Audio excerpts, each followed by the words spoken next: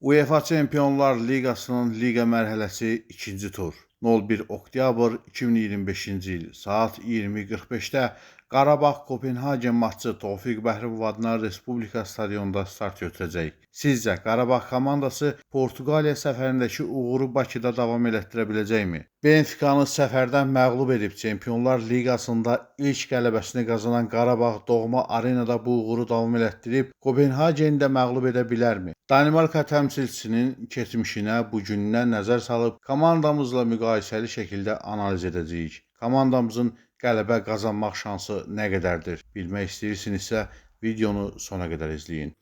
Kopenhagen Futbol Klubu Danimarkanın ən tanınmış və ən titullu klublarından biridir. Yaranma tarixinə qısa nəzər salaq. İyun ayının 1-də 1992-ci ildə Danimarkanın iki köklü klubu 1876-cı ildə yaradılmış Kopenhagen Bold Klub və 1903-cü ildə əsası qoyulmuş Bold Klubben 1903 klubları birləşərək futbol klubu Kopenhageni yaradırlar. Kopenhagen 38.190 azərkeş tutumuna malik Parken stadionunda qonaqlarını qəbul edir. Bu arena həm də Danimarka milli komandasının ev oyunlarını keçirdiyi stadiondur. Uğurlarına gəldikdə Danimarka Superliqasını 16 dəfə qazanmaqla ən çox Danimarka çempionu olan klubdur. 10 dəfə Danimarka kubokunun qalibi olub, 2 dəfə Intertoto kubokunun qalibi olmağı bacarıb.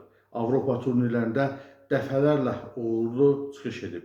2010-2011 mövsümündə UEFA Çempionlar Liqasının 8-də 1 finalına yüksəlməklə Skandinaviya futbolunda bir ilkə imza atıb. Ən böyük rəqibi Brøndby komandasıdır. Brøndby komandası ilə yeni Şimal derbisi adı altında başlayan qarşılaşmalar kifayət qədər maraq doğurur. Rənglərinə və simvollarına gəldikdə əsas rəngi ağ və mavidir. Simvolu isə şirbaşıdır. Danimarkanın son çempionu Kopenhagen bu mövsümdə Superliqada uğurlu çıxış edir. 8 oyunda 5 qələbə, 2 məğlubiyyət və 1 heçsə ilə hesabına 16 xal yazdıran Şirlər Orhusdan 1 xal geri qalır. Rəqib qapısına 19 dəfə yol tapıb, 10 dəfə öz qapılarında qol görüblər. Son çempionat maçında əzəli rəqibləri Brøndby'yə 2-1 hesabı ilə səfərdə məğlub olublar.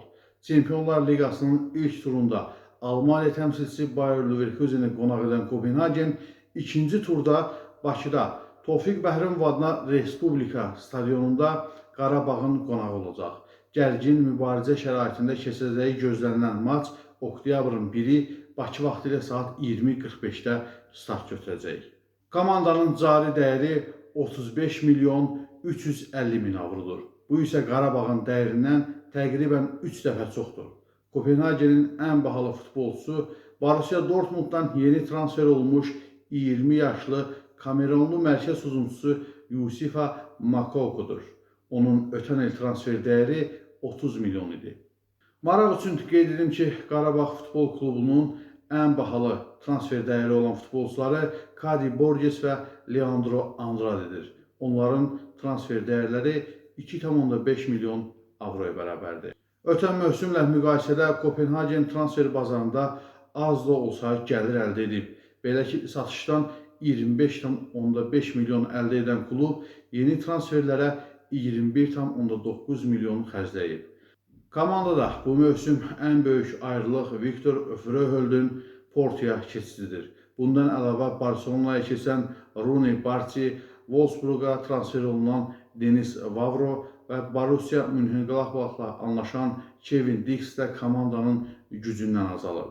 Bunun qarşılığında mərkəz hücumçusu Yusufa Moukoko, qapıcı Dominik Kotarski, mərkəz yarım müdafiəçiləri Dominik Sarapata və Emil Mailson kimi bir sıra vacib transferlər də həyata keçirilib. Kopenhagenin ən məhsuldar futbolçusu Muhammed El-Yunusi, Jordan Larsson, Elias Aquari, Yusufa Moukoko, Magnus Matssondur. Ən çox qol ötürməsi verən futbolçular siyahısına Muhammed El-Yunusi, Rodrigo Huesques, Jordan Larsson, Thomas Delaney və Yusufa Moukoko başçılıq edir. Göründüyü kimi Kopenhagenin həm qol vuran, həm də qolun vurulması üçün şərait yaradan kifayət qədər futbolçuları var. Kopenhageni artıq 3 ildir ki 37 yaşlı yerli mütəxəssis Jakob Nestorov çalışdırır. Bu müddət ərzində Kopenhagen 2 dəfə Danimarka çempionu olub və 2 dəfə də Danimarka kubokunun qalibi olub. Yeni baş məşqçi yeni uğurlar gətirib. Bundan əvvəl isə onun Kopenhagen futbol klubunda köməkçi məşqçi, Viborg klubunda isə baş məşqçi çalışdığını sizin nəzərinizdə çatdırım. Viborg ilə Danimarka 2-ci liqasının qalibi olmağı da bacarıb. Beynəlxalq arenada təcrübəsi Kopenhagenlə bağlıdır. Təcrübəsinin çox olduğunu deyə bilmərik. Çünki bu dəfə onun qarşısında ondan qat-qat təcrübəli bir baş məşqçi olacaq. Qurban Qurbanov. Jakob Nestorov adətən hücuma meyilli 4-4-2 taktiki sxemindən istifadə edir. Yarım müdafiənin cinahları aktiv şəkildə hücuma qoşulur. Komanda müdafiə olunanda isə mərkəz yarım müdafiəçilər müdafiə xəttinə doğru geri çəkilir və müdafiənin mərkəzində sıxlıq yaradır. Bəli, cinah yarım müdafiə hücuma çıxarkən cinahlarda müəyyən boşluqlar yaranır. Bu isə cinahlardan hücum qurmağı xoşlayan Qarabağ futbolçuları üçün əla fürsətdir. Rəqibi əks hücumlarda yaxalayıb cəzalandırmaq olar. Əslində rəqibin hücum, müdafiə və qapı mövqeyi etibarlı görünür. Ən zəif təsir bağışlayan yarım müdafiədir. Qarabağ meydanın mərkəzinə hökm edə bilsə, oyunu öz istədiyi kimi idarə edə bilər. Kopenhagenin əsas yarım müdafiəçisi Magnus Mattissonun zədəli olması Qarabağın işini bir qədər də rahatlaşdıra bilər. Marko Yankovic, Pedro Bicalio, Kadi Borges üçgəni məncə mərkəzdə rahat üstünlük əldə edə bilərlər.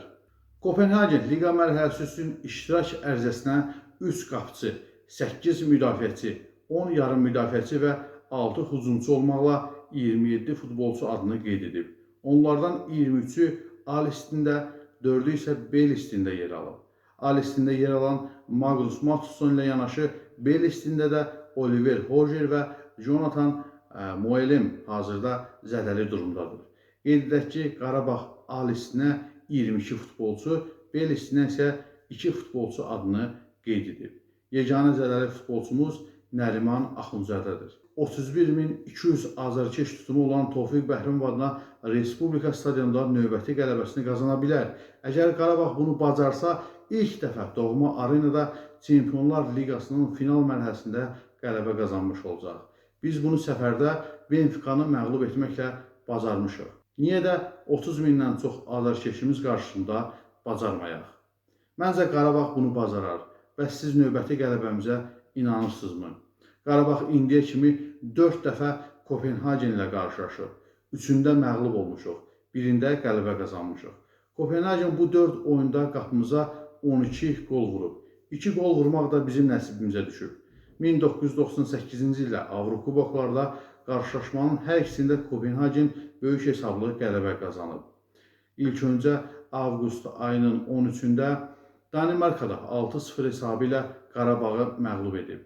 Ondan 2 həftə sonra isə Bakıda keçirilən cavab görüşündə Kopenhagen 4-0 hesabı ilə Qarabağı məğlub edib.